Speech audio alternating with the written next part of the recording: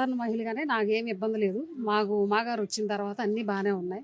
పిల్లల ఫీజులు కానీ, కరెంటు బిల్లులు కానీ మేము అన్నిటిలోని ఇదిగానే ఉన్నాం.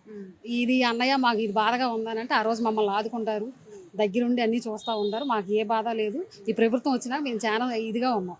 ఎందుకని ఈ ప్రభుత్వం అంటే గత ప్రభుత్వంలో బాగాలేదండి? గత ప్రభుత్వంలో అసలు ఏమీ బాగోలా.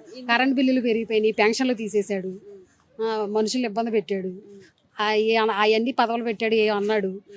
అవన్నీ పెట్టేసరికి మనకి ఇదే అయింది. అన్ని జనాల మీద వేయడమే కదా, దానికి ఏమీ లేదు కదా. ఇప్పుడు అన్న ఏడుగురుంటే ఏడుగురికి పడుతున్నాయి కదా, అప్పుడు లేదు కదా. అది కొంతమందికి అంటే ఇప్పుడు ఇద్దరుంటే ఇద్దరికి పడుతున్నాయి, 26,000 పడుతున్నాయి. అప్పుడు ఏడుగురుంటే ఏడుగురు అంటే మరి ఎంత అవుతుంది, ఇంట్లో ఖర్చు ఎంత అవుతుంది మనకి? మన పిల్లల్ని మనం ఆ ఫీజులు బట్టి చదివించుకుంటున్నాం, ఏమీ లేకుండా లేము కదా. 7 పిల్లలు ఉన్న వాళ్ళు ఎవరున్నారు మేడం? ఎందుకు లేరు? 7 పిల్లలకి చంద్రబాబు గారు దగ్గరుండి పెన్షన్ ఇప్పించారు, అది ఈ అమ్మఒడి ఇప్పించారు, మీరు చూసే ఉంటారు.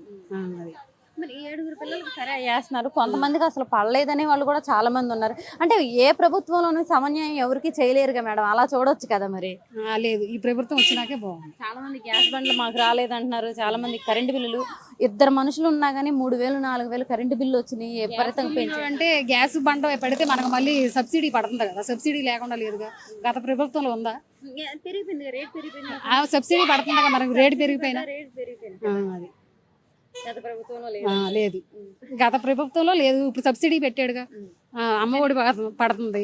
మరి మేము ఫీజులు కట్టుకోవడం ఇదే అవుతుంది కదా, కొంచెం మాకు కొంచెం సాయమే ఉంది కదా, అంత ముందు లేదు కదా. మరి ఇదే అమ్మఒడి కానీ ఇవే కొన్ని పథకాలు మరి గత ప్రభుత్వంలో ఇస్తే, అంటే ఈ ప్రభుత్వం ఏదైతే ఇప్పుడు కూటమి వాళ్ళు మరి సోమరిపోతుల్ని చేస్తున్నారు జనాలు అన్నారు. మరి ఇప్పుడు అవే పథకాలు వీళ్ళు ఇస్తే మరి ఇప్పుడు కూడా సోమరిపోతులు అయిపోయినట్లు. సోమరిపోతులు ఎక్కడ అవుతారు? అప్పుడు సిమెంట్ పనులు ఉన్నాయా, సున్నం పనులు ఉన్నాయా? ఏ పనులు లేవు. ఇప్పుడు అందరూ పనులకి వెళ్తున్నారు. ఆ ఇంట్లో లేడీస్ చేస్తున్నారు, జెంట్స్ చేస్తున్నారు, ఎవరు కూర్చోవట్లేదు కదా. పని అనేది ఉందగా. ఇప్పుడు ప్రభుత్వం వచ్చినాక మనకి పథకాలు కానీ ఏవి కానీ మొత్తం ఉన్నాయి, ఏమీ లేకుండా లేవు. అది అదేంటి మేడం, చాలా మంది నిరుద్యోగ వృత్తి ఇవ్వలేదని అంటున్నారు. ఇంకోటి మహిళలకి 1,500 ఇస్తామన్నారు, 18 సంవత్సరాలు నిన్న ప్రతి ఒక్కళ్ళకి అదొకటి వేయలేదని అంటున్నారు. ఇవి కూడా మైనస్లు కూడా ఉన్నాయి మేడం, మరి అవి ఎందుకు చూడలేదు? అంటే అన్ని పథకాలు వదిలేరు అన్నయ్య, ఏమీ లేకుండా లేవు కదా. చంద్రబాబు అన్నయ్య అన్ని వదిలేడు. ఆ స్త్రీశక్తి అనేది వదిలేడు, బస్సు పురివిగా పెట్టాడు. మరి ఇవన్నీ చూడరు, ఇవన్నీ కొట్టుకుంటున్నారు అంటున్నారు కదా. అంటే ఇంక ప్రభుత్వం, వైసీపీ ప్రభుత్వం అలాగే చెప్పిద్ది, మనం దానికి ఏం చేయలేము. అది సోషల్ మీడియాకి అందరం దగ్గరగానే ఉన్నారు. కానీ గత ప్రభుత్వం కంటే ఈ ప్రభుత్వమే బాగుంది. నమస్కారం మేడం, మీ పేరు? నా పేరు ఇప్పిల్ నాగమణి. మేడం ఏం చేస్తుంటారు మేడం?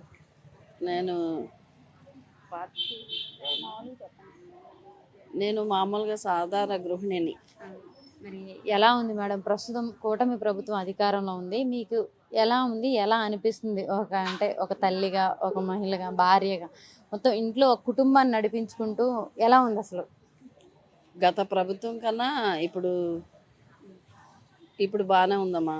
ఎందుకు బాగుంది అనుకుంటున్నారు? అంటే గత ప్రభుత్వంలోని కూడా చాలా వరకు పింఛన్లు, కరెంటు బిల్లులు అని ఇవన్నీ తీసేశారు.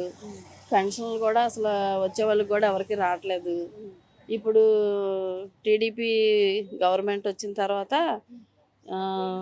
ఉమన్నయ్య, సెంట్రల్ గవర్నమెంట్ ఉమన్నయ్య బాగానే పింఛన్లు అవి బాగానే అన్నీ చూస్తున్నారు, వదులుతారు, అంటే చేస్తారు, పైనుంచి రావాలి కదా. ఈ మామూలుగా చెప్తున్నాము, అందరికీ ఇంటింటికి చెప్తున్నారు, బాగానే వస్తున్నాయి. రేషన్ కార్డులు కానీ ఇవన్నీ ఈ నెలలో పెట్టిస్తాం అంటున్నారు. గత ప్రభుత్వం కన్నా ఈ ప్రభుత్వం బాగానే ఉంది. తల్లికి 100 డబ్బులు వేశారు, ఫస్ట్ వేశారు కదా. ఫస్ట్ ట్రిప్లో తల్లికి 100 డబ్బులు వేశారు ప్రస్తుతానికి. మళ్ళీ పైనుంచి గవర్నమెంట్ వదలాలి కదా, వదిలితేనే కదా. మన రాష్ట్రం అప్పుల్లో నుండే కదా వచ్చారు.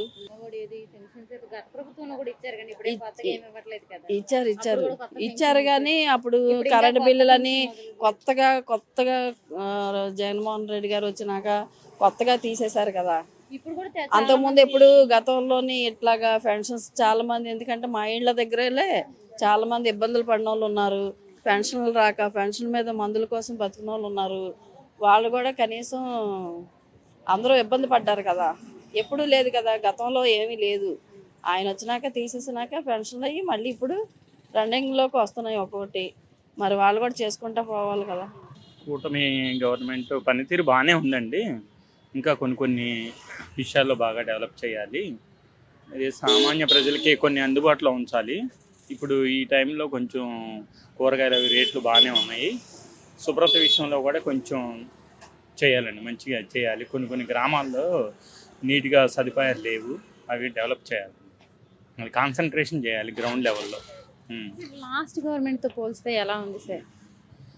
లాస్ట్ గవర్నమెంట్తో పోలిస్తే కంపారిటివ్గా కొంచెం బెటర్గానే ఉంది, పర్వాలేదు. ఇంకా కొంచెం ఇంకా డెవలప్ చేయాలి. ఇంకా మామూలుగా గ్రామాల లెవెల్లోనూ గ్రౌండ్ లెవెల్లో ఎక్కువగా కాన్సన్ట్రేషన్ చేయాలి. డెవలప్ చేస్తే మంచి పేరు వస్తుంది. సార్ మరి అమరావతి మనకి క్యాపిటల్ అవడం మీకు ఎలా అనిపిస్తుంది సార్? అమరావతి క్యాపిటల్ అవడం మంచిదేనమ్మా, బాగానే ఉంది. కాకపోతే అది లాంగ్ ప్రాజెక్ట్ అవుతుంది. మరి అప్పటి వరకు ఎంత ఇన్వెస్ట్మెంట్ అంతా దాని మీద పెట్టాల్సి వస్తుంది. కాబట్టి ఇంకా మనకి ఈ రీజియన్ కూడా మన సిటీస్ బాగా డెవలప్ చేసుకుంటే, విజయవాడ, గుంటూరు, తెనాలి, మచిలీపట్నం ఇవి డెవలప్ చేసుకుంటే వాటితో పాటుగా బాగుంటుంది. ఐడియా బాగుంది. కాకపోతే ఏంటంటే ఇది టైం టేకిన్ ప్రాసెస్ కాబట్టి పబ్లిక్ ఏమనుకుంటున్నారంటే అది ఎప్పుడో అవుద్ది, అదేదో రాజమౌళి ప్రాజెక్ట్ లాగా ఉంది అనుకుంటున్నారు. కానీ అది ఆలోచన అనేది, ప్లానింగ్ అనేది వెరీ గుడ్. కాబట్టి దాంతోపాటుగా సైమల్టేనియస్గా ఇవన్నీ కూడా డెవలప్ చేసుకుంటే బాగుంటుంది, మంచి పేరు వస్తుంది.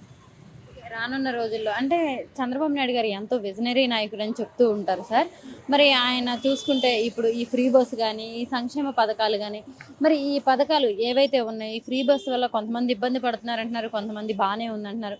మరి ఇలాంటివన్నీ తీసేసి కార్పొరేట్ స్కూల్స్ అంటే ఫీజులు తగ్గించేసి విద్యా వైద్యం మీద పెడితే దీన్ని కొంచెం పేదవాళ్ళు కానీ ఇప్పుడు పెరిగిన రేట్లో వాళ్ళు కొంచెం మంచిగా ఉంటారు కదా సార్? అవును, ఇది మంచి ఐడియానండి. ఒకటేనండి మెయిన్ విద్య, ఆరోగ్యం, ఇన్ఫ్రాస్ట్రక్చర్ ఇవి ప్రొవైడ్ చేస్తే ఆటోమేటిక్గా దేశం డెవలప్ అవుతుందండి. మీరు చెప్పినట్టు ఫ్రీ ఎడ్యుకేషన్ ఫర్ ఆల్, అందరికీ కూడా ఫ్రీ ఎడ్యుకేషన్. ఎవరైనా సరే ప్రైవేట్ స్కూల్స్ అనేవి లేకుండా అందరికీ కూడా అప్ టు డిగ్రీ లెవెల్ వరకు, టెక్నికల్ ఎడ్యుకేషన్ వరకు ఫ్రీ ఎడ్యుకేషన్ ఇస్తే మంచి మన సొసైటీ డెవలప్ అవుతుంది. అదేవిధంగా హెల్త్ పాయింట్ ఆఫ్ వ్యూలో అందరికీ ఆరోగ్యం ఫ్రీ ఇవ్వాలి. ఫ్రీ ఇస్తే దానివల్ల కూడా మనకి దేశం డెవలప్ అవుతుంది. మౌలిక సదుపాయాలు కూడా అందరికీ కల్పిస్తే కనుక మనం ఇంకా ఆయనకి ఇది అంటే ఇది కూడా యాడ్ అయితే బాగుంటుంది. అంటే ప్రైవేట్ పార్టిసిపేషన్ అనేది కొంతవరకు బాగానే ఉంటుంది, కానీ కమర్షియలైజేషన్ అవుతుందండి. అంటే ఇప్పుడు ప్రైవేట్ పార్టిసిపేషన్ ఎక్కువ ఇస్తున్నారు, గవర్నమెంట్ చేయలేకపోతుందని. ఆ ప్రైవేట్ పార్టిసిపేషన్ వల్ల ఏమంటుందంటే కమర్షియలైజేషన్ అయిపోతుంది. కొన్ని సేవలు కొన్ని మన సామాన్య ప్రజలు లాంటి వాళ్ళకి అందట్లేదు.